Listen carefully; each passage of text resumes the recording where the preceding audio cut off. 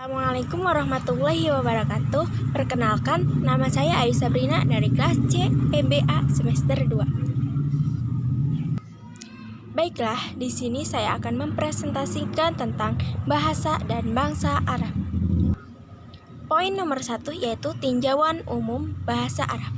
Seperti yang sudah kita ketahui bahwa bahasa Arab merupakan bahasa resmi urutan ke-6 di Persatuan Bangsa-Bangsa selain bahasa Cina, Inggris, Prancis, Spanyol, dan Rusia.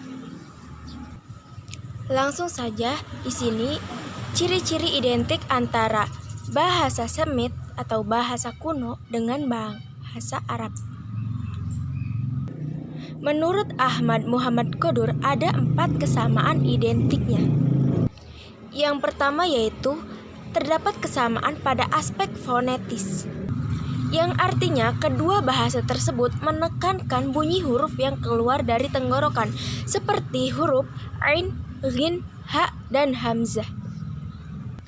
Ciri yang kedua yaitu bahasa terdapat bunyi huruf yang tebal, seperti huruf Shod, Do, To, dan Zo. Ciri yang ketiga yaitu kedua bahasa memiliki pola kata kerja yang berasal dari 3 huruf, yaitu asulasi dasar. Ciri keempat yaitu kedua bahasa menekankan sistem infleksi atau disebut dengan i'rab, seperti rofa, nasab, khafad, dan jazm. Poin kedua yaitu tentang ragam bahasa Arab. Secara umum disederhanakan menjadi 3 jenis bahasa Arab yang hidup berdampingan dalam bermasyarakat. Yang pertama ada bahasa Arab klasik, yaitu bisa disebut juga al-lugha al-arabiyyah ats-tsuratsiyah atau the classical Arabic, yang merupakan bahasa Al-Quran yang kaya akan memiliki kosakata, struktur morfologi, dan pola sintaksisnya pun beragam. Gaya bahasanya sangat fasih sehingga menjadi pembeda dari teks Arab klasik lainnya. Yang kedua yaitu dialek atau keseharian masyarakat Arab yang digunakan dalam konteks informal atau lazimnya disebut al-amiyah atau ad-darij. Secara sosial ada 3 subdialek dalam dialek bahasa Arab. Yang pertama, dialek masyarakat perkotaan. Yang kedua, dialek pedesaan atau petani. Dan yang ketiga, dialek masyarakat Baduy atau pedalaman pegunungan. Adapun terdapat banyak penamaan untuk bahasa Arab al-amiyah, yaitu al-lugha al-amiyah, al-syaghl al-lughawi ad-darij, al-lahjat syariah, al-lughat al-mahkiyah, al-lahjat al-amiyah al-arabiyah, al-lahjat ad-darijah, al-lahjat al-amiyah al-arabiyah al-amiyah, al-lughat ad-darijah, al-kalam ad-darij, al-alam al-ami, dan al-lughat asy-sya'ab. Yakub 1982. Yang ketiga yaitu bahasa Arab baku dan standar, yaitu yang biasa digunakan dalam situasi formal seperti pendidikan dan literasi,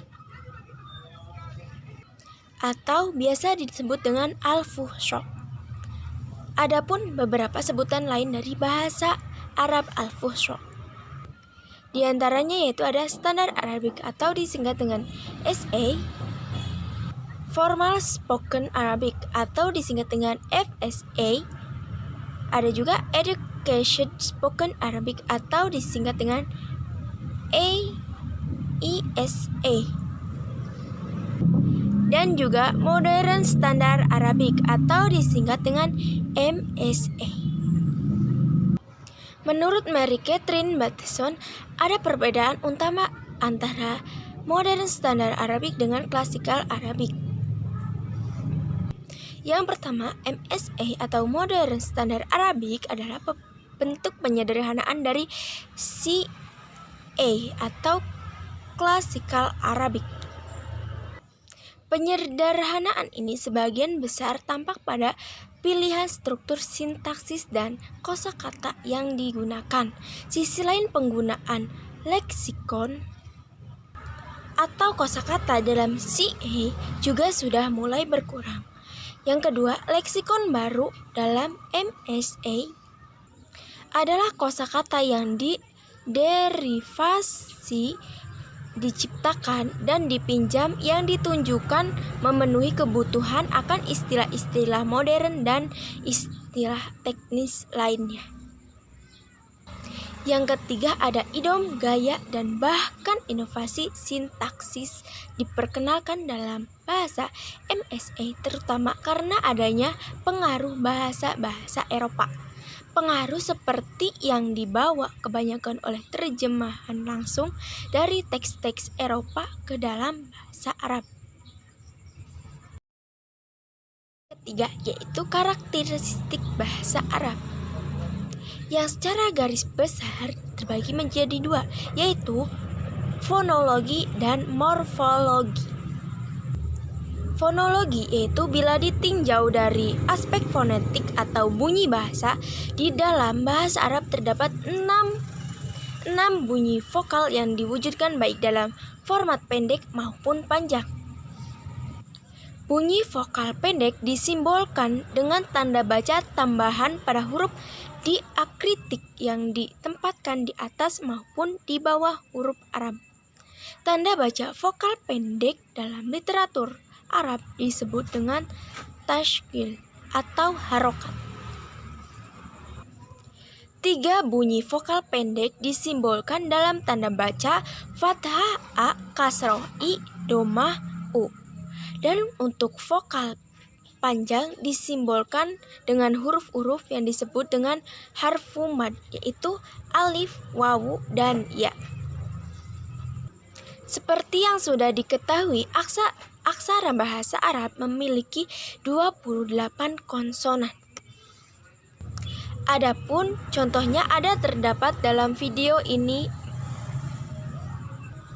Morfologi atau biasa disebut dengan teori struktur kata. Terdapat 2 isu utama dalam morfologi. Yang pertama yaitu morfologi leksikal dan yang kedua morfologi infleksional.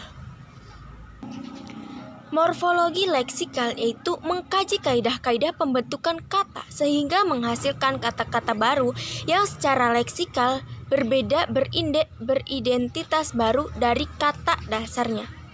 Sedangkan morfologi infleksional adalah pembentukan kata yang menghasilkan bentukan kata-kata yang berbeda tetapi dengan paradigma yang sama. Adapun contohnya seperti yang sudah ada di video ini. Itu bangsa dan negara Arab. Menurut perspektif sejarah, bangsa Arab terbagi menjadi 3 kelompok besar yang didasarkan kepada periodisasi kemunculan. Kelompok tersebut yaitu yang pertama Arab al-Ba'idah, yaitu bangsa Arab yang telah punah dan tidak cukup data yang mendetail terkait sejarahnya. Yang kedua yaitu Arab al-Aribah atau Mutaribah. Secara kebahasaan, Arab Aribah yang memiliki arti Arab murni atau asli.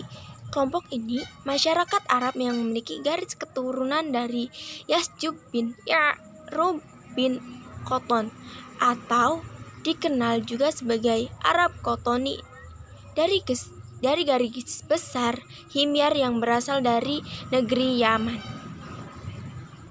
Yang ketiga Arab Musta'aribah, yaitu Arab campuran atau dikenal dengan Arab Adnani yang berasal dari negeri Hijaz.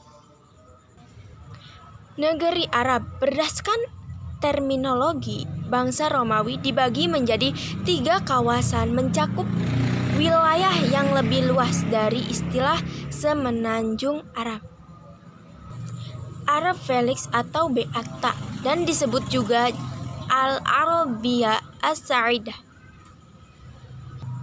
Arab Felix ini digunakan oleh ahli geografi untuk menggambarkan wilayah selatan dari semenanjung Arab yang sekarang menjadi wilayah negara Yaman. Arabia Petrea disebut juga Al-Arabia Asy-Syakhriyah atau Al-Hajariyah. Saudia Petraea atau sekarang menjadi wilayah Suriah, Yordania, semenanjung Sinai, dan Arab Saudi bagian barat laut. Yang ketiga ada Arabia Deserta atau disebut dengan Al-Arabia As-Sukhrawiyah. Arabia Deserta dalam bahasa Yunani disebut dengan Arabia Eremos, yaitu Arabia Magna, yang menandakan interior gurun semenanjung Arab. Dahulu tanah itu dihuni oleh suku nomaden yang sering menyerbu tanah yang lebih kaya, seperti Mesopotamia dan Arabia Felix. Materi selanjutnya yaitu sebaran penutur bahasa Arab. Menurut Ridaud, tahun 2019 memperkirakan jumlah populasi penutur bahasa Arab seluruh dunia tahun 2020 sebanyak 420 juta orang. Dan berikut daftar negara-negara yang menjadikan bahasa Arab sebagai bahasa resmi negara. Dan terdapat nama negara ada di video ini. Sekian video presentasi dari saya, semoga bermanfaat. Kurang lebihnya mohon maaf. Wabillahi taufik wal hidayah. Wassalamualaikum warahmatullahi wabarakatuh.